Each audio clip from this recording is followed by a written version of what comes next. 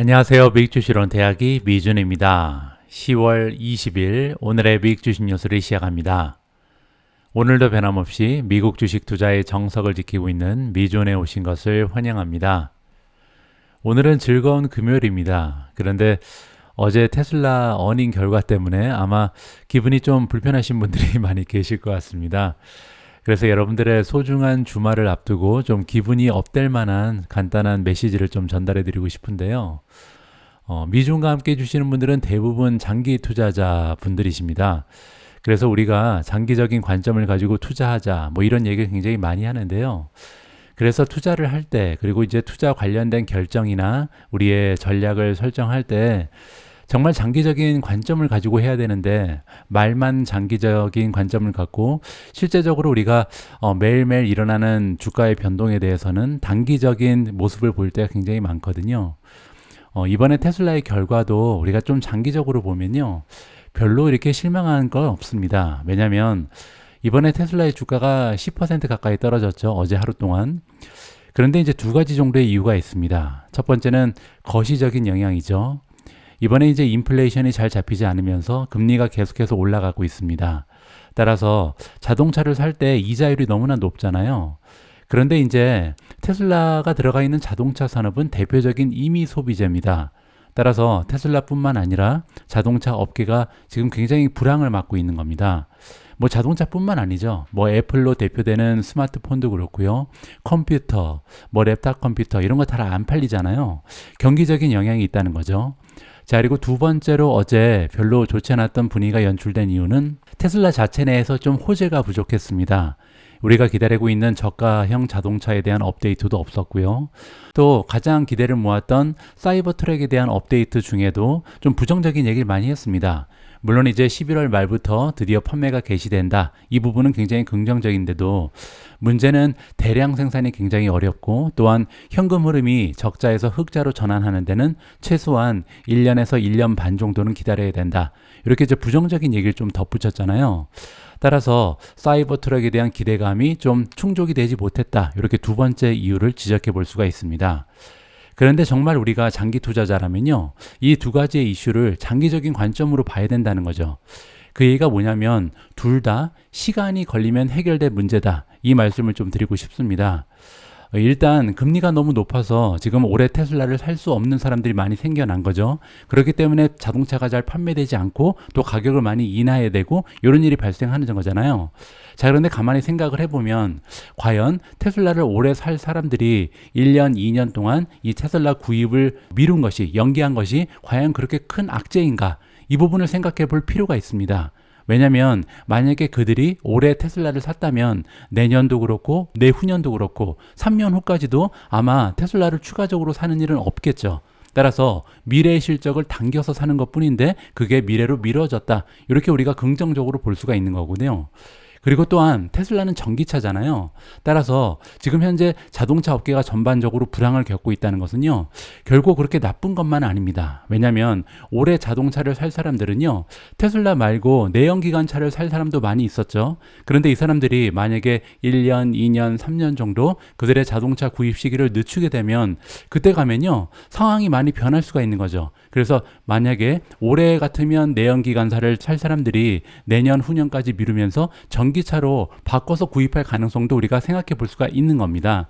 따라서 지금 현재 경기의 영향으로 인해서 테슬라의 자동차가 그리고 전반적으로 자동차 업계가 불황을 겪고 있다는 것은요.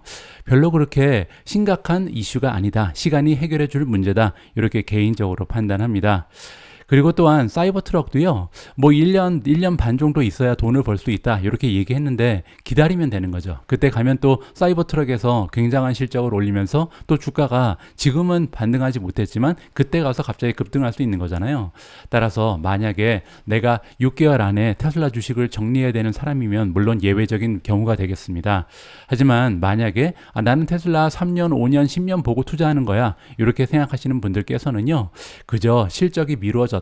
미래 가면 좋은 실적을 만들어낼 수 있는 계기가 마련됐다. 이렇게 좀 긍정적으로 생각을 하셨으면 좋겠습니다. 자, 오늘은 이렇게 테슬라 주주분들의 마음을 풀어드리기 위해서 장기적인 관점을 갖자라는 메시지를 전달해 드렸습니다. 자, 10월 20일 보내드리는 금요일 오늘의 미국 주식 뉴스 바로 시작합니다. 오늘도 먼저 어제 미국 증시의 시황부터 정리해 드리겠습니다. 3대 지수 모두 큰 폭으로 하락을 했는데요. 다우존스는 마이너스 0.75%, S&P 500은 마이너스 0.85%, 나스닥은 마이너스 0.96% 떨어지면서 가장 많이 하락한 지수가 됐습니다. 어제 이렇게 3대 지수 모두 마이너스를 보였던 이유 하나가 있었는데요. 바로 파월 의장입니다. 어제는 아주 간만에 파월 의장이 공개 석상에 등장을 했고요. 당연히 많은 투자자들이 이번에는 무슨 얘기를 하려나 좀 관심을 가지고 지켜봤죠. 그런데 정리를 해보면요. 인플레이션이 아직까지 너무 높다. 그리고 경제 성장을 둔화시켜야 잡을 수 있을 것 같다. 굉장히 좀 호기시한 발언을 했습니다. 따라서 주식시장이 하락하는 것은 당연한 일이었다. 이렇게 우리가 정리를 해볼 수가 있겠죠. 제롬 파월 연준 의장은 최근에 이제 인플레이션이 둔화 조짐을 보이고 있다. 이렇게 긍정적인 얘기를 했습니다.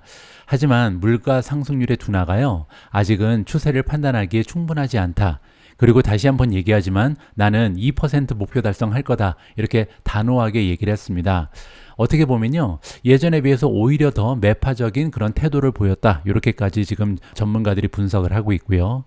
이번에 파월 의장은요. 뉴욕 이코노믹 클럽 연설을 위해서 준비한 발언이었다고 합니다. 자, 여기에서 뭐라고 얘기했냐면 굉장히 험난하고 시간이 오래 걸릴 수 있다. 어디에 가는데 그러냐면요. 2% 가는데 그렇다고 얘기합니다. 따라서 연준 의원들과 나는 인플레이션을 지속 가능한 2%까지 낮추기 위해서 최선을 다할 거고 우리는 한마음 한뜻이다. 이렇게 다시 한번 얘기를 했습니다. 그리고 결정타가 하나 있는데요. 지금 현재 금리가 너무 높다고 생각하지 않는다. 이렇게까지 얘기했습니다. 많은 사람들이 지금 금리는 너무나 많이 올라갔다. 이렇게 얘기하잖아요. 근데 파월 의장이, 연준 의장이 내가 볼 때는 더 올라가도 괜찮다. 이렇게 얘기한 거죠. 따라서 파월 의장이 연설하는 동안 주가는 하락세로 돌아섰고요. 10년 만기 국채 금리는 5%까지 근접을 해버렸습니다. 파월 의장은 연준의 두 가지 목표에 대해서 진전을 언급했다. 뭐 긍정적인 얘기를 한 거죠. 여러분들 잘 알고 계신 것처럼 연준은 딱 두 가지만 하면 됩니다. 첫 번째, 인플레이션 잡는 거. 두 번째는 고용 시장을 안정화시키는 거. 따라서 두 가지 모두 예전보다는 조금씩 나아지고 있다. 이렇게 얘기하는 거죠. 그 얘기는 뭐냐면 불과 1년하고 4개월 전에 2022년 6월 달에는요. 인플레이션이 9%였습니다. 그런데 9%를 넘어가던 인플레이션이 지금은 3.7까지 떨어졌잖아요. 따라서 굉장히 일 잘했다. 이렇게 얘기한 거죠. 자, 그리고 최근에 들어오는 데이터를 보면 최근 계속해서 고용 그리고 물가 안정이라는 두 가지 목표를 위해서 점점 더 향상하는 모습을 보이고 있다. 우리는 맞는 방향으로 가고 있다. 이렇게 자화자찬을 했습니다. 자, 그런데 굉장히 좀 부정적인 얘기를 다시 합니다. 궁극적으로 연준이 2%라는 목표를 달성하기 위해서는요. 노동시장 그리고 경제가 둔화돼야 된다. 아직까지도요. 경제도 너무나 강력한 모습이고 노동시장도 타이트하잖아요. 따라서 이 두 가지가 점점 더 좀 둔화돼야 그래야 이제 우리 목표를 이룰 수 있다라고 얘기합니다. 그 얘기는요. 계속해서 타이트닝 하겠다. 긴축하겠다. 이렇게 얘기를 한 거죠. 파월 의장은 뭐라고 얘기했냐면 우리는 지금 실효 하한선과는 거리가 멀다. 실효 하한선, effective low bound인데요. 굉장히 좀 어려운 얘기를 해서 찾아봤습니다. 자, 여기 나와 있는데요. 경제학 용어라고 합니다. 중앙은행이 이제 정책 금리를 추가적으로 인하했을 때 총수요 그리고 GDP의 부용 효과를 주지 못하는 선을 얘기합니다. 그래서 일반적으로는요. 0에서 1% 사이의 금리를 얘기한다고 하죠. 우리가 보통 이제 미국 금리가 항상 뭐 지로 금리에 가깝다 이런 얘기를 했는데 그게 바로 실효 하한선이다. 이렇게 보시면 되겠죠. 자, 따라서 파월 의장이 얘기하기를 이렇게 금리가 가장 낮은 수준, 실효 하한선에서는 거리가 굉장히 멀죠. 따라서 지금까지 금리 많이 올린 것은 사실이다. 이렇게 인정을 했는데요. 그럼에도 불구하고 경제가 너무나 잘 처리하고 있다. 높은 금리를 잘 흡수하고 있다. 이렇게 얘기하는 거죠. 그리고 어제는요. 파월 의장의 호기시한 발언 말고도 한 가지의 악재가 시장에 더 등장을 했습니다. 매주 목요일 미국에서는요. 그 주에 신규 실업수당 청구 건수가 발표가 되죠. 자, 그런데 어제 발표된 숫자가요. 2023년 초 이후에 가장 낮은 최저치를 기록했습니다. 그 얘기는요. 노동시장이 아직까지도 너무나 건강하다, 너무나 타이트하다 이렇게 얘기하는 거죠. 따라서 인플레이션이 추가적으로 상승될 가능성이 열려있다. 왜냐하면 사람들이 지금 실업수당을 신청하지 않는다는 얘기는요. 지금 너무나 고용이 잘 되고 있다. 이렇게 얘기할 수가 있는 거죠. 자, 따라서 파월 부사장이 뭐라고 얘기했냐면 지속적으로 추세를 상회하는 성장률 아니면 노동시장이 계속해서 잘 나가면요. 아무래도 계속해서 인플레이션의 추가 진전의 위험이 있기 때문에 통화 정책에 추가적인 긴축을 할 수밖에 없다. 그 얘기는 금리를 더 올릴 수밖에 없다. 이렇게 마무리를 해줬습니다. 따라서 시장 입장에서는요, 굉장히 좀 당혹스럽죠. 그렇지 않아도 지금 많이 올라가 있는 금리가 더 올라갈 가능성이 높다. 그것도 굉장히 강경한 목소리를 냈기 때문에 시장이 하락할 수밖에 없는 그런 발언이었다. 이렇게 정리가 가능합니다. 어쨌든 어제 이렇게 호키시한 연준 의장의 발언 덕분에 3대 지수 모두 하락 추세를 만들어냈고요. 지금 현재 Fear and Greed 인덱스를 보시면 공포 탐욕 지수죠. 지금 28까지 떨어졌습니다. 따라서 조금만 더 하락하면 드디어 Extreme Fear까지 떨어진다. 저는 개인적으로 Extreme Fear까지 떨어질 때 이제 줍줍을 시작할 계획을 가지고 있습니다. 자, 다음에는 성장주들의 움직임을 좀 보도록 하겠습니다. 어제 떨어진 종목들이 많이 있겠죠. 어제 시장의 하락세를 주도했던 종목은 당연히 테슬라입니다. 9.3% 떨어지면서 전반적으로 테크주들을 끌어내렸고요. SMCI는 7.01% 빠졌는데요. SMCI는 이제 엔비디아의 영향이죠. 왜냐하면 SMCI는 어떻게 보면 엔비디아의 별책 부록 같은 기업이거든요. 엔비디아의 GPU를 가지고 이제 서버 시스템을 구축해서 판매하기 때문에 굉장히 좀 많은 영향을 받을 수 있다. 이렇게 이해하시면 되고요. 엑셀리스 테크놀로지가 마이너스 6.92%, 플러그 파워가 마이너스 6.29, 리벤트 코퍼레이션이 마이너스 5.68, 솔라 엣지가 마이너스 5.63, 앨범알 마이너스 5.45, 리비안 마이너스 5.14, SQM 마이너스 4.98 이런 종목들이 가장 많이 빠졌는데요. 어제 주가가 많이 떨어진 종목들의 공통점을 좀 찾아보면 테슬라 덕분에 이제 전기차 종목이 많이 빠졌죠. 루시드가 4.19% 추가적으로 떨어졌고요. 뭐 SQM이라든지 앨범알도 빠졌습니다. 리튬 기업이죠. 그리고 리비안도 마이너스 5.14%, 리벤트 코퍼레이션도 리튬이죠. 마이너스 5.68. 뭐 대부분의 전기차 종목이 지금 테슬라의 영향을 받고 있다. 플러그 파워도 마찬가지라고 봅니다. 자, 그리고 나서 한 가지 더 우리가 관심을 가져야 될 부분은요. 여기 나와 있는 솔라 엣지입니다. 솔라 엣지가 지금 5.63% 떨어졌는데요. 그리고 나서 장이 끝나고 나서 21%가 추가적으로 떨어졌습니다. 그 이유가 뭐냐면요. 솔라 엣지가 지금 예비 실적을 발표했는데요. 생각보다 굉장히 좋지가 않았거든요. 따라서 지금 현재 청정 에너지 쪽이, 재생 에너지 쪽이 실적이 굉장히 많이 떨어지고 있다. 이 부분이 다시 한번 확인이 되면서 주가가 장후에 21%나 떨어졌다. 이렇게 정리가 가능합니다. 자, 지금 테슬라 같은 경우는요, 한 가지 여러분들께 보여드릴 부분이 있는데, 여러분들 시킹알파 오셔서 모멘텀 페이지에 들어오시면요, 무빙 에버리지, 이동평균선과 지금 현재 주가의 비교 분석을 하실 수가 있습니다. 자, 보시는 것처럼 테슬라는요, 현재 단기적으로 추세가 굉장히 좋지 않죠. 10일 이평선보다는 12.94% 떨어져 있고요. 50일 이평선과 비교해서도 주가가 무려 11.88% 떨어져 있는 상황입니다. 자, 그런데 200일 이평선을 보시면요. 지금 200일 이평선 위쪽에 주가가 가 있고요. 2.77% 정도 상승해 있는 상황이거든요. 그 얘기는 다시 얘기해서 지금 현재 200일 이평선이 어떻게 보면 단단한 지지선 역할을 하고 있다. 자, 과연 만약에 214가 지금 200일 이평선이기 때문에 이하로 뚫고 나가게 되면요. 주가가 한없이 떨어질 가능성도 있는 거죠. 자, 그래서 214 밑으로 떨어지는지 200일 이평선 이하로 테슬라의 주가가 하락하는지 우리가 좀 관심을 가지고 지켜볼 필요가 있을 것 같습니다. 자, 그리고 한 가지 더 보죠. Relative Strength Index, 우리가 보통 RSI라고 부르는 거죠. 보시면요, 어제 주가가 많이 떨어지면서 30.1까지 떨어졌습니다. 따라서 어떻게 보면 조금만 더 주가가 떨어지면 과매도 상태로 돌입할 수 있다. 이렇게까지 우리가 추측을 해볼 수가 있는 거죠. 자, 과거를 한번 보시면요, 여기 한번 떨어진 적이 있죠. 27.4를 찍고 주가가 반등을 시작했죠. 그리고 여기에 또 하나 있습니다. 36.21에서 반등을 했고요. 그리고 조금 더 가시면 여기는 조금 많이 떨어졌네요. 20.33까지 떨어진 적이 있었고요. 그리고 나서 주가가 굉장히 많이 올라가는 계기가 마련이 됐습니다. 자, 따라서 테슬라의 주가 지금 200일 이평선 한번 살펴봐야 될 것 같고요. 앞으로 RSI가 어디까지 떨어지는지도 한 번 더 생각해 볼 필요가 있을 것 같습니다. 다음으로 함께 읽어볼 기사는요. 미국 증시에 대한 전망입니다. 오늘 우리가 함께 살펴볼 미국 증시 전망은 파이퍼 샌들러라는 투자 기관에서 내놨고요. 파이퍼 샌들러의 차트 전문가들이 전망하기를 S&P 500이 올 말까지요, 신고가를 돌파할 것이다. 지금 현재 미국 증시 분위기 너무나 어두운데 굉장히 밝은 메시지를 내놨습니다. 어떤 근거가 있는지 한번 그들의 목소리를 들어보도록 하겠습니다. 파이퍼 샌들러는요, 어제 S&P 500 지수의 강세를 전망한다라고 발표를 했습니다. 지금 현재 굉장히 좀 국채 수익률이 많이 올라가면서 주가가 힘을 쓰지 못하고 있는 상황이죠. 그럼에도 불구하고 파이퍼 샌들러는요, 이런저런 논리를 대입하면서 앞으로 미국 증시가 12% 정도 올라갈 것이다. 따라서 연말까지 S&P 500은요, 4,825를 찍으면서 최고가를 경신하면서 마감할 것이다. 이렇게 긍정적인 전망을 제시했습니다. 물론 미국 증시의 외부적인 상황은요, 지금 거의 최악입니다. 경제적으로도 굉장히 좋지가 않죠. 세계 제2의 경제 대국인 중국이 흔들리고 있고요. 미중 관계가 악화되고 있습니다. 거기에 기준금리는 계속해서 올라가고 있고 또한 긴축이 멈출 줄 모르죠. 인플레이션에 대한 우려도 아직까지 남아있는 상황이고요. 또한 중동 지역의 긴장 고조가 시작됐습니다. 심지어는요, 이게 장기화될 가능성도 높다. 제3차 세계대전으로 확장될 것이다. 이러한 굉장히 걱정거리가 늘고 있는 것이 최근에 외부의 상황이다. 매크로 상황이다. 이렇게 우리가 볼 수가 있는 거죠. 따라서 이런 상황을 반영하면서 10년 만기 국채 금리는요, 이제 5% 가까이 갔습니다. 2007년 이후에 가장 높은 수준에서 거래가 되고 있다.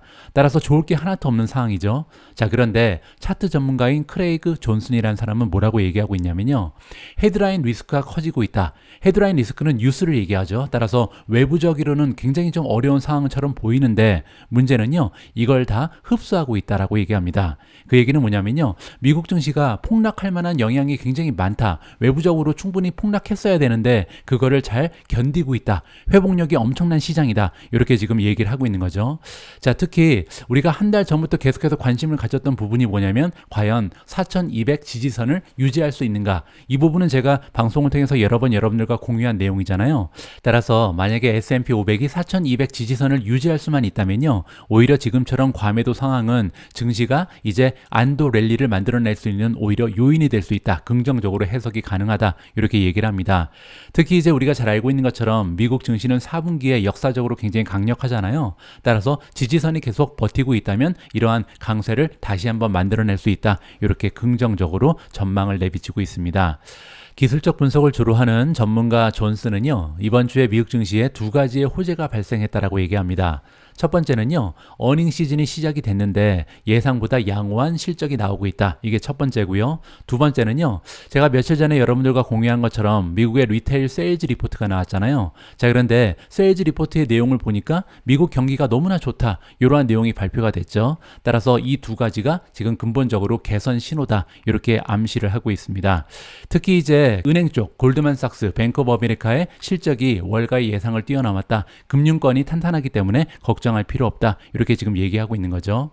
자, 그리고 덧붙여서 이번 주에 미국 증시가 분위기가 별로 좋지 않죠. 그런데 기술적 분석을 해보면요, 긍정적인 뉴스 하나가 발견이 된다고 합니다. 그게 뭐냐면요, 뉴욕 증권 거래소도 그렇고 나스닥도 그렇고 지금 현재 올라가고 있는 종목의 수가요, 떨어지고 있는 종목의 수보다 1.35대 1로 더 많다라고 합니다. 이 얘기를 우리가 보통 전문 용어로 마켓 브레스가 좋아졌다. 이렇게 얘기할 수가 있는 거죠. 따라서 이번 주에 미국 증시의 하락 추세는 어떻게 보면 몇몇 종목에 의해서 주도되고 있다. 그 얘기는요, 시가총액이 굉장히 좀 커다란 종목들이 주로 떨어지고 있기 때문에 전반적으로 지수는 하락을 하고 있는데 올라가고 있는 종목의 수는 굉장히 많다. 이렇게 얘기하고 있는 거죠. 자, 따라서 정리를 해보면 마켓 브레스가 그동안 굉장히 좋지가 않았잖아요. 따라서 그게 지금 과거 미국 증시의 역사를 살펴보면 거의 바닥이었다. 자, 이제부터는 마켓 브레스가 좋아지면서 그 얘기는 올라가는 종목이 많아지면서 결국은 상승 추세가 만들어질 것이다. 앞으로는 주가가 상승할 것이 분명하다. 이렇게까지 이야기를 해주고 있습니다. 참고만 하시면 좋을 것 같습니다. 바로악 비사에서 우리는 파이퍼 샌들러의 차트 전문가가 제시하는 매우 긍정적인 미국 증시를 들어봤습니다. 그런데 여기에는 한 가지 조건이 있었잖아요. 미국 증시가 4,200 이하까지 떨어지면 안 된다. 왜냐하면 4,200이 굉장히 중요한 지지선이다. 이런 얘기를 했잖아요. 자, 그런데 실제로 지금 현재 S&P 500 지수는요, 4,277까지 떨어져 있습니다. 그 얘기는요, 주가가 1.8% 이상 떨어지면 결국은 이 4,200이 무너진다. 이렇게 볼 수가 있거든요. 실제로 제가 스파이로 와서 한번 보여드리면, 스파이에 들어와서 모멘텀을 좀 보시면요, 밑으로 쭉 내려오면 지금 이평선과 지금 현재 주가를 비교할 수 있죠. 스파이의 주가는 지금 현재 430입니다. 따라서 10일 이평선, 50일 이평선, 100일 이평선 밑으로 들어가 있죠. 자, 그런데 200일 이평선을 보시면요, 422.1이죠. 그 얘기는요, 앞으로 앞으로 만약에 S&P 500이 1% 이상만 떨어지면 지금 스파이 같은 경우는 200일 이평선 이하로 하락하게 된다. 이렇게 우리가 계산을 해볼 수가 있는 거죠. 자, 그리고 한 가지만 더 보여드리죠. Relative Strength Index를 보시면 지금 현재 40.27입니다. 따라서 과매도 상태도 아니죠. 자, 어떻게 보면 만약에 지금 앞에서 얘기한 것처럼 4200이 무너지게 되면요, 주가가 조금 많이 떨어질 가능성도 열려 있다. 저는 개인적으로 판단합니다. QQQ도 한번 볼까요? 자, 모멘텀으로 오셔서 밑으로 조금만 내려가시죠. 자, S&P 500과 비슷한 추세를 보이겠죠? 자, 여기 보시면요, 200일 이평선보다 지금 현재 QQQ는요 6.87% 올라가 있습니다. 따라서 S&P 500보다는 조금 상황이 낮죠. 앞으로 한 6%, 7% 정도는 견딜 힘이 있다. 거기서 다시 한번 반등을 보여줄지 기대감을 가지고 지켜볼 필요가 있을 것 같습니다. 이번에는 어제 주가가 많이 떨어진 테슬라로 넘어갑니다. 어제 테슬라 관련해서 굉장히 커다란 호재 하나가 있었거든요. 자, 이번 뉴스의 제목에 따르면 충전 기업으로서는 최대 규모를 자랑하는 차지 포인트가요, 결국 테슬라의 NACS 커넥터를 도입한다라는 반가운 소식이 전달이 되고 있습니다. 구체적인 내용을 좀 살펴보시죠. 앞으로 테슬라를 운전하는 오너들은요, 차지 포인트의 수많은 충전 네트워크를 훨씬 더 쉽게 사용할 수 있게 됐다. 이렇게 발표가 나왔거든요. 그 이유는 뭐냐면 우리가 보통 NACS라고 부르는 노스 아메리칸 차징 스탠다드, 이게 이제 테슬라의 독점 스탠다드라고 보시면 되는데, 이 커넥터를 드디어 차지 포인트가 도입하기로 했다. 이렇게 보시면 되겠습니다. 그 전에는요, 테슬라의 운전자가 차지 포인트의 충전기를 사용할 수 있긴 했습니다. 그런데 어댑터가 있어야만 사용할 수 있었고요. 그리고 이제 어댑터가 있다고 해도 고속 충전은 지원하지 못했다. 따라서 사실상 별로 소용이 없었다. 사용하는 사람이 별로 없었다. 이렇게 우리가 정리를 해볼 수가 있는 거죠. 자, 그런데 이제부터는 차지 포인트의 AC, DC 충전 솔루션으로 인해서 이러한 문제가 해결됐다. 충전 솔루션은 커넥터를 얘기하는 거죠. 여기 나와 있는 AC라는 것은 이제 완속 충전을 얘기하는 거고요. DC 충전은 급속 충전, 즉 슈퍼차저를 얘기합니다. 자, AC 같은 경우는 이미 케이블 변환 키트가 출시됐다. 이렇게 나와 있고요. DC 같은 경우는 급속 충전 같은 경우도 11월 달에 고객에게 배송될 예정이다. 따라서 다음 달부터는 모두 다 사용 가능하다. 이렇게 볼 수가 있는 거죠. 따라서 이제는요, 테슬라의 오너들은 차지 포인트가 깔아놓은 충전 네트워크도 손쉽게 활용할 수가 있게 됐다. 그 얘기는요, 테슬라를 사면 굉장히 편리할 이유가 하나 더 늘었다. 이렇게 긍정적으로 해석이 가능할 것 같습니다. 그런데 어제 테슬라의 호재는 그거 하나뿐만이 아니었습니다. 이번에도 충전 네트워크 관련된 소식이었는데요. 그 주인공은 토요타입니다. 여러분들 잘 알고 계신 것처럼 토요타는요, 전 세계에서 가장 많은 자동차를 판매하는 기업이죠. 자, 그런 토요타가 이제 우리도 어쩔 수 없다. NACS 충전 우리도 채택하겠다. 이렇게 항복을 했습니다. 자세한 내용을 좀 보시면요, 시기는 똑같습니다. 다른 자동차 기업과 마찬가지로 파트너십은 2025년부터 개시가 되고요. 따라서 NACS 방식을 2025년부터는 채택 가능하다. 이렇게 보실 수가 있고요. 그렇게 되면 북미 전역에 있는 12,000개 이상의 테슬라 슈퍼차저를 토요타의 운전자들 역시도 이용할 수 있다. 이렇게 보시면 될 것 같습니다. 자, 그 밖에 내용도 비슷합니다. 보시면요, 2025년부터 NACS 방식의 포트가 설치가 되고요. 만약에 그 전에 자동차를 구입하거나 아니면 그 이후에 사더라도 만약에 NACS 포트가 없는 자동차를 모는 사람들은요, 이제 어댑터가 제공이 된다. 따라서 2025년부터는 테슬라 충전소에 가서 토요타 자동차도 충전이 가능하다. 이렇게 이해하시면 좋을 것 같습니다. 다음으로 준비된 기사는요, 슈퍼 마이크로 컴퓨터 SMCI 관련된 소식이고요. 앞에서 우리가 살펴본 것처럼 슈퍼 마이크로 컴퓨터의 주가가 어제 하루 동안 7% 이상 하락했습니다.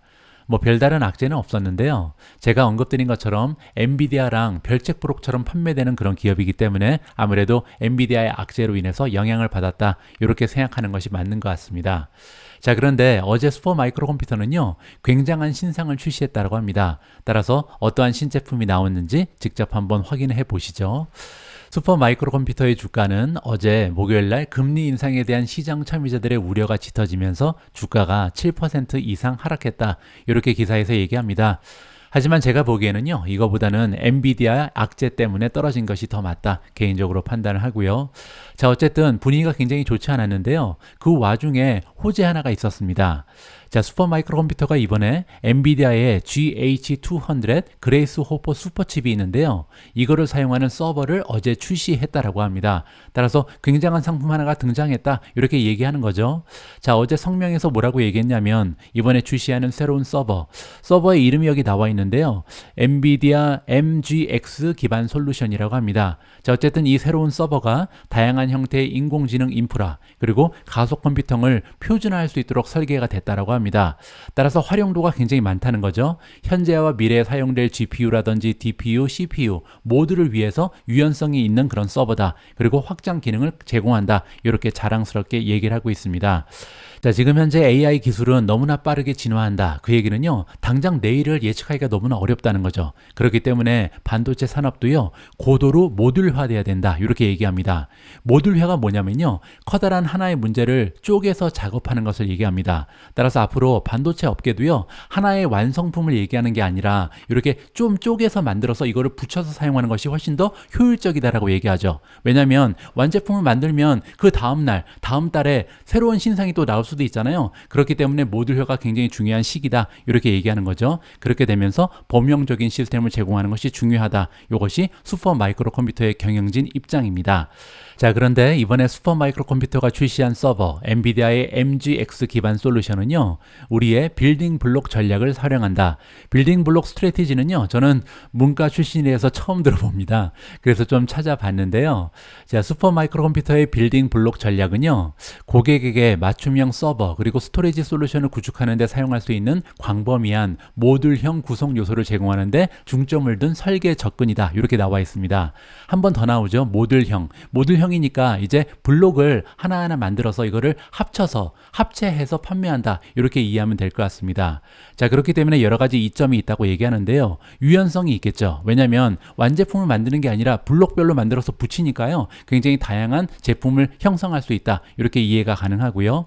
확장성도 있겠죠. 왜냐하면 고객사들이 구성 요소를 추가하거나 제거할 수 있다. 필요에 따라서 쉽게 확장하거나 축소할 수 있다. 자, 그리고 비용 효율성이 있겠죠. 왜냐하면 요구사항이 변경될 때마다, 새로운 기술이 필요할 때마다 새로운 시스템을 구매할 필요가 없이 이 필요 없는 블록을 떼내고 새로운 블록을 넣으면 되잖아요. 따라서 비용적으로 효율성이 있고 성능도 굉장히 우수하다라고 얘기합니다. 따라서 결론적으로 슈퍼 마이크로의 빌딩 블록 전략은 굉장히 많은 곳에서 성공을 거두었다고 합니다. 활용도가 높을 수밖에 없겠죠. 왜냐하면 유연성도 있고 비용 효율성도 있고 확장성도 있는데 성능까지 좋기 때문이죠. 따라서 클라우드 컴퓨팅, 데이터 센터, 엔터프라이즈, 빅데이터, HPC, 하이 퍼포먼스 컴퓨팅을 얘기하는 거고요. AI, 5G, 사물 인터넷, 인베디드, 엣지 컴퓨팅, 이렇게 다양한 시장에서 성공을 거둔 것이 바로 슈퍼 마이크로 컴퓨터의 빌딩 블록 전략이다. 이렇게 이해하시면 될 것 같습니다. 이것 때문에 이제 매출도 굉장히 많은 추세로 향상되고 있는 기업이다. 이렇게 우리가 유추를 해볼 수가 있겠죠. 자, 어쨌든 그렇기 때문에 이번에 만든 새로운 시스템을요, 시장에 빠르게 출시할 수 있고 또 업계에서 가장 워크로드에 최적화되어 있다. 따라서 최적화되어 있을 뿐만 아니라 미래에 또 다른 그 니드가 발생한다면 그거에 맞춰서 다시 한번 변형이 가능하다. 이렇게까지 이해를 해볼 수가 있겠죠. 자, 이렇게 좋은 소식이 나왔는데 굉장히 좋은 신상품을 발표했음에도 불구하고 제롬 파월 연준 의장이 인플레이션을 낮추기 위해서 금리를 더 올릴 수 있다. 이렇게 암시를 했죠. 그리고 지금 현재 타이트하지 않다. 조금 더 올려도 문제없다. 이렇게 얘기하면서 슈퍼 마이크로 컴퓨터의 주가는 주식시장과 함께 하락했다. 이렇게 정리를 해주고 있습니다. 어제 미주은 탑12 중에는요, 미국 증시의 하락 추세를 이겨낸 종목이 3개 있었습니다. 첫 번째는 TSMC고요. 3.69% 상승했죠. 두 번째가 마이크로소프트 플러스 0.37, 마지막으로 아마존 역시도 소폭으로 상승 추세를 만들어냈습니다. 그 중에서 이제 TSMC 같은 경우는 3.7% 가까이 올라가는데 그 이유는 우리가 알고 있는 것처럼 어닝 실적 때문이죠. 어제 미준 멤버분들께는 제가 2개의 리포트를 한국어 버전으로 공유를 해드렸습니다. 첫 번째는 TSMC의 경영진 리포트고요. 두 번째는 어닝 프레젠테이션을 여러분들과 함께 살펴볼 기회가 있었는데요. 자, 여기에 나와 있는 이 문서 안에 들어가 있던 주요 내용을 정리해주고 있는 깔끔한 리포트가 있어서 이 기사를 한번 읽어볼까 합니다. TSMC의 주가 상승 요인을 정리해주고 있는데 첫 번째 이유는 4분기 전망, 두 번째는요 중국 수출 확대, 그리고 세 번째 독일 신규 공장 등의 계획이 발표됐기 때문이다. 자, 구체적인 내용을 한번 읽어보도록 하겠습니다. 일단 TSMC 같은 경우는요 3분기 실적이 예상치를 상회했습니다. 따라서 빚이 나왔죠. 물론 이제 마이너스 폭은 굉장히 컸는데도 불구하고 시장에서는 긍정적으로 받아들였다, 이렇게 보시면 되겠죠. 3분기 매출 같은 경우는 14.6%나 감소했습니다. 그리고 대만 달러로 하면 10.8%가 줄어들었고요. 순이익 같은 경우는 더 심했죠. 24.9% 작년 대비 감소하면서 굉장히 좋지 않았다. 따라서 바닥이다, 이런 느낌을 받게 하기에 충분했다, 이렇게 보시면 될 것 같고요. 자, 물론 긍정적인 얘기도 했는데요. 3분기의 비즈니스는 업계를 선도하는 우리의 3나노짜리 기술력의 강력한 상승세가 발견이 됐다. 5나노도 좋았다. 5나노도 수요 증거가 뒷받침이 됐다.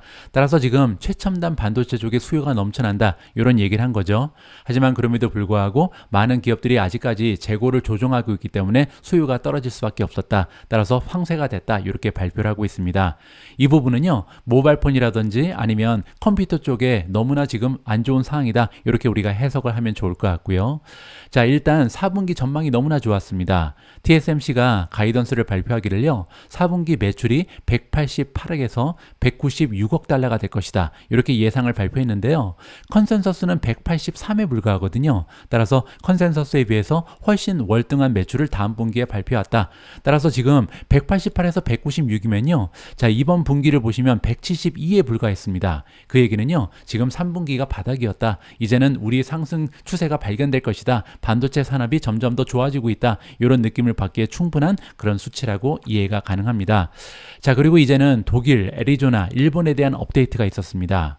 자, CC 웨이 CEO가 나왔는데요. 자, 이 CEO가 얘기하기를 독일의 드레스덴이라는 지역에 자동차 그리고 산업용 애플리케이션에 초점을 둔 특수 기술 공장을 계획하고 있다, 이렇게 새로운 계획을 발표했습니다. 건설은 2024년 하반기 1년 안에 시작할 것이다, 이렇게 얘기를 했고요. 생산은 2027년 말에 시작될 것으로 예상된다. 따라서 또 하나의 공장이 추가된다.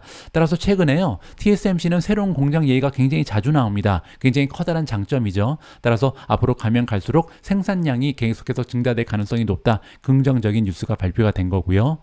자, 기존에 진행되고 있었던 공사 사항도 좋은 것 같습니다. 애리조나 공장 좋은 진전을 보이고 있다라고 언급을 했고요. 물론 지난 분기에 한 단계 이제 연기가 되긴 했죠. 원래는 2024년부터 생산 시작한다, 이렇게 얘기했었는데 이게 2025년으로 1년 정도 연기되긴 했습니다. 그런데 여기에서 더 이상 연기되지 않는다, 이제 좋은 진전을 보이고 있다, 이렇게 이해가 가능한 거죠. 자, 그리고 일본 쪽도 괜찮습니다. 800명의 직원을 고용했다라고 얘기를 했고요. 이미 대부분이 대만으로 가서 교육까지 받았다. 생산은 2024년에 가능하고요. 따라서 일본 쪽에서도 2024년부터는 매출이 발생한다, 이렇게 우리가 기대를 올려볼 수가 있는 거죠. 자, 중국 쪽에서도 며칠 전에 제가 오미지를 통해서 여러분들과 공유한 것처럼 좋은 뉴스 하나가 있었잖아요. 자, 미국의 산업보안국으로부터 중국 사업을 계속할 수 있는 연장 허가를 받았다. 따라서 라이선스를 받았다는 거죠. 그리고 현재 최종 사용자 승인을 신청하는 절차를 진행 중인데 조만간에 영구 승인을 받을 수 있다, 이렇게 예상을 발표했다라고 합니다. 자, 따라서 지금 현재 TSMC 같은 경우는요 지난 분기의 실적은 너무나 좋지 않았죠. 왜냐면 작년 대비 10% 이상 마이너스잖아요. 그런데 미래가 좋아 보입니다. 왜냐면 가이던스도 굉장히 좋았죠. 4분기 전망이 컨센서스에 비해서 월등한 실적을 발표할 가능성이 높다, 이렇게 지금 전망이 대두가 된 거고요. 거기에다가 애리조나 일본의 공장이 조만간 생산을 시작할 것이다, 이러한 기대감에 올라갔고 거기에 덧붙여서 독일에는 새로운 계획이 발표가 됐습니다. 따라서 가면 갈수록 점점 더 수용력이 증가되고 있다. TSMC는 점점 더 많은 칩을 만들어서 판매할 수 있는 기업이다. 이러한 예상이 대두되면서 주가가 올라갈 수 있었다. 이렇게 정리가 가능합니다. 오늘 마지막으로 전달해드릴 기사는요. 구글, 메타, 애플 이 세 개의 기업에 모두 호재가 발생했다고 합니다. 미국에서 모바일 VR, 가상현실 기기에 대한 승인이 획득됐다. 이런 타이틀이 발견되는데요. 내용이 조금 복잡하긴 합니다. 자, 하지만 제가 최선을 다해서 한번 설명을 올려보도록 하겠습니다. 자, 목요일 날 미국의 연방통신위원회가 발표를 했는데요. 이 기관이 만장일치로 웨어러블 기술과 같은 새로운 종류의 초전력 장치에 대해서 6GHz 대역을 개방하기로 결정했다. 자, 6GHz 대역을 개방한 게 무슨 의미인지 좀 먼저 살펴봐야 할 것 같습니다. 자, 제가 좀 찾아봤는데요. 자, 6GHz 같은 경우는 라이선스가 없이 무선 사용에 사용할 수 있는 최신 주파수 대역이라고 합니다. 그리고 이 최신 주파수 대역이요, 와이파이라든지 5G를 혁신할 잠재력을 지니고 있다. 이렇게 지금 얘기가 나오고 있거든요. 자, 6GHz가 왜 이렇게 좋으냐면 일단은 더 많은 스펙트럼을 사용할 수 있다. 이 얘기는요, 작동할 수 있는 공간이 많다. 따라서 여러 대의 기기가 활약할 수 있다. 이렇게 보시면 되고요. 두 번째로 채널이 더 넓다라고 합니다. 그 얘기는 같은 시간에 전송할 수 있는 데이터의 양이 많아졌다. 이렇게 보시면 되고요. 따라서 지연 시간이 단축됐다. 따라서 앞으로 스마트 기기가 굉장히 많이 늘어날 텐데 6GHz를 사용하면 지연 시간이 없다. 이렇게 우리가 기대를 해볼 수가 있는 거죠. 따라서 6GHz 와이파이는요, 이미 스마트폰이라든지 노트북, 라우터 같은데 굉장히 많이 지원이 되고 있다라고 합니다. 뭐 가령 저 같은 경우도 지금 프린터가 집에 있는데요. 이 모바일폰 같은 데서 그냥 프린트가 가능하죠. 그게 제가 생각할 때 아마도 6GHz가 아닌가 개인적으로 좀 생각을 해보고요. 자, 어쨌든 와이파이 말고도요, 5G에도 사용이 될 수 있다라고 합니다. 이게 키죠. 왜냐하면 오늘 발표된 내용은 이게 중요하거든요. 6GHz 대역의 5G 네트워크는요, 다른 주파수 대역의 5G보다 속도가 일단 빠르고요, 지연 시간이 낮다. 이렇게 지금 얘기를 하고 있습니다. 따라서 6GHz 대역을 사용하는 5G는요, 증강현실 그리고 가상현실과 같은 애플리케이션에 이상적이다. 이렇게 우리가 공부를 해볼 수가 있었습니다. 자, 따라서 6GHz가 왜 이렇게 중요한지 이제 이해가 가능하죠. 자, 이번에 FCC, Federal Communications Commission이라는 기관에서 뭐라고 얘기하고 있냐면요, 웨어러블 기술 그리고 증강현실, 가상현실을 포함한 최첨단 애플리케이션의 생태계를 촉진해서 비즈니스에 도움을 주고 싶다. 그리고 학습 기회도 향상시키고 싶다. 제가 예전에 한번 말씀드린 적이 있는데요. 저는 앞으로 가상현실, 메타버스가 도입이 되면 이 학습 기회의 평균 균등화가 일어날 수 있다. 이러한 기대감을 가지고 있거든요. 따라서 전 세계에 만연하고 있는 학습 기회의 불균형 현상이 깨질 수 있다. 이러한 기대를 가져볼 수가 있고요. 의료 기회도 발전시킬 수 있죠. 왜냐하면 멀리서도 의사가 진료를 할 수 있는 그런 시대가 밝아올 수 있는 거잖아요. 따라서 의료 쪽에도 활용도가 굉장히 많은 거죠. 물론 이제 새로운 엔터테인먼트 경험도 제공할 것이다. 이러한 이유를 가지고 이번에 허락을 해줬다. 이렇게 발표를 한 거죠. 자, 그래서 메타가 발표했습니다. 자, 6GHz 대역에 개방한 것은 스마트 글라스 비전의 중요한 단계다. 따라서 이게 없이는 굉장히 좀 어려웠는데 이번에 6GHz 대역이 개방이 되면서 착용자가, 따라서 이제 그 메타 플랫폼즈가 만드는 이런 고글을 끼고요, 착용자가 밖에 나갈 수 있다는 거죠. 왜냐하면 와이파이가 연결이 되지 않더라도 5G 갖고도 충분히 이제 구동이 가능하다. 이렇게 이해해 볼 수가 있는 거죠. 따라서 이러한 종류의 차세대 디바이스가 더 뛰어난 기능을 제공할 수 있는 길이 열리게 됐다. 이렇게까지 얘기했습니다. 구글도 역시 환영의 메시지를 전했습니다. 6GHz 대역은 무선 연결의 미래를 위해서 굉장히 중요하다. 그래서 오늘 FCC가 허락해서 이 고속 P2P 와이파이 통신에 사용할 수 있게 됐다. P2P는요, 피어 투 피어의 약자인데 이게 무슨 얘기냐면 중간에 매개체가 없이 라우터 같은 게 없어도요, 기기끼리 그냥 연결이 되는 것을 얘기합니다. 따라서 와이파이 통신에 사용할 수 있는 길이 열렸다. 이렇게 얘기를 하는 거죠. 자, 그리고 애플 같은 경우도 성명을 통해서 뭐라고 얘기했냐면 FCC의 투표 결과가 굉장히 긍정적인 진전이다. 이렇게 얘기를 하고 있습니다. 자, 정리를 해보면요, 6GHz 대역에 액세스를 하게 되면 우리가 보통 기대하고 있는 증강현실이라든지 가상현실 도구에도 활용할 수 있고요, 헤드폰이라든지 게임 컨트롤러에 들어가는 초전력 장치 클래스를 만들 수가 있다. 그렇게 되면요, 이동성이 생긴다는 거죠. 그냥 집 안에서만 하는 것이 아니라 이제 고글을 밖에서도 사용할 수 있다. 왜냐하면 5G랑 연결이 가능했기 때문이죠. 따라서 유선 없이 집 밖에서도 작동할 수 있게 됐다. 이게 핵심인 것 같습니다. 자, 앞으로도요, 메타버스 관련해서는 우리가 모르는 부분 그리고 공부해야 되는 부분이 정말 많은 것 같습니다. 지속적으로 관련 기사가 나오게 되면요, 여러분들께 설명해 드릴 수 있도록 하겠습니다. 10월 20일 보내드린 오늘의 미국 주식 뉴스는 여기까지입니다. 이번 주에도 미중과 함께 해주신 분들께 감사의 말씀을 드립니다. 다가오는 주말 여러분들 즐겁고 편안한 시간으로 만들어 가시고요. 혹시 좀 더 공부하고 싶으신 분들께서는 미준 멤버십 가입하셔서 제가 미준 멤버십 플랫폼에 올려드리는 수많은 기사들을 직접 읽어보시면 좋을 것 같습니다. 사실 미준 방송에서 보내드리는 거는 제가 미준 멤버십에 올려드리는 기사의 반 정도밖에 되지 않거든요. 따라서 여러분들이 놓치고 계신 많은 정보가 있으니까요. 시간 되시는 분들께서는 미준 멤버십 활용도 한번 고려해 보시면 좋을 것 같습니다. 자, 저는 다음 주 월요일 날 좀 더 다양한 소식 모아서 다시 인사드릴 수 있도록 하겠습니다. 우리 모두가 미국 주식 투자로 은퇴하는 그날까지 다 함께 화이팅입니다. 행복한 하루 되세요. 감사합니다.